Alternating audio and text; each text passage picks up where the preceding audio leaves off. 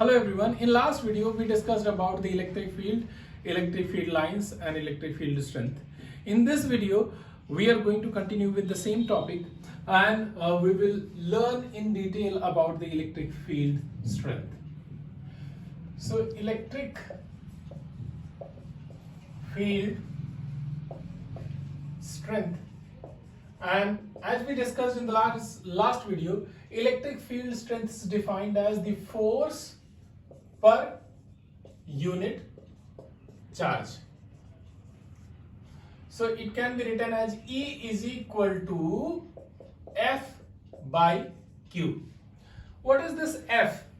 So imagine here is this region which is representing the field of a source charge capital Q. This is the source charge, and somewhere in this electric field there is a tiny charge, let's say small plus Q. So this is a small q. I will make it a little bigger. Plus Q.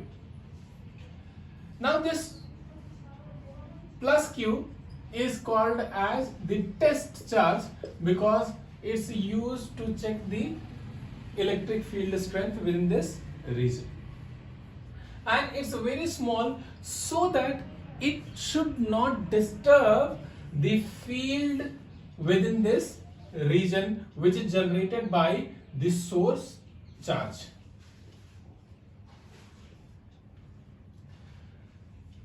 This one is having a charge of capital Q, and this one is having a charge of small q, and let's say the distance between these two charges is r.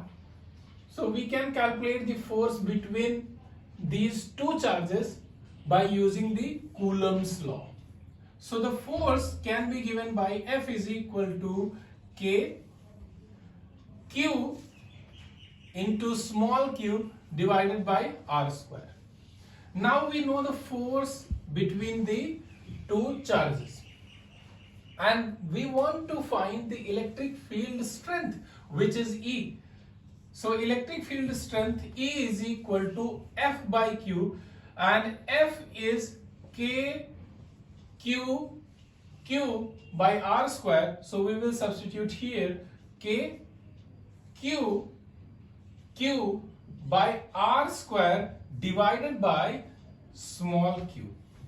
So when we cancel the q and q, what is left here is E is equal to K capital Q by r square. So what you can see here is in the formula of electric field strength, there is only contribution of this source charge, and we see the strength of the source charge at distance r. There is no contribution of test charge in finding the electric field strength. Now sometimes there may be two charges which may be kept something like this. One is positive and another one is negative. So imagine these are the two charges. They are kept at a distance of, let's say, d from each other. And if you're taking two equal and opposite charges which are separated by a small distance d, that distance is very, very small, then they are called as dipole as well. Dipole. Now, due to this dipole, if we want to find the electric field strength somewhere here, so what would be the formula and how we will find the direction? So first of all, electric field at this point, let's say this point is P, due to the positive charge will point away from this positive charge, and it at point P it will point something like upward but at an angle with respect to the vertical line. Similarly, due to the negative charge, the electric field will point towards the charge. Now, if you use the vector addition, you will find the resultant electric field. The resultant electric field would be towards this right side. So the resultant electric field will point towards the right side. So this is resultant electric field at P. Similarly, we can take two positive charges and I will take them like this. So imagine these are the two positive charges which are again kept at distance d, and I want to find the electric field strength at this point.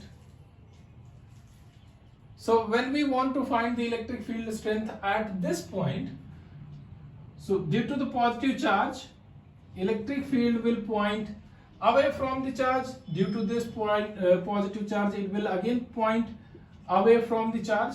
Let's say the magnitude of the charges is Q and Q. So the resultant electric field would look something like this.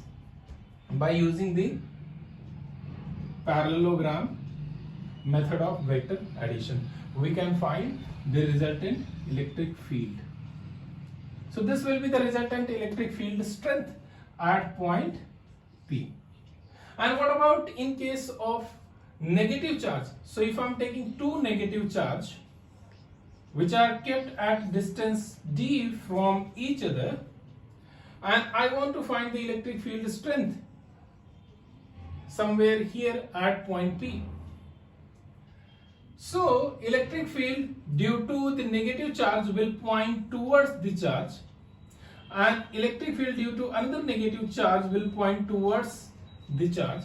So what you can see is the electric field is pointing towards the negative charge, and the resultant electric field strength would be towards the charges.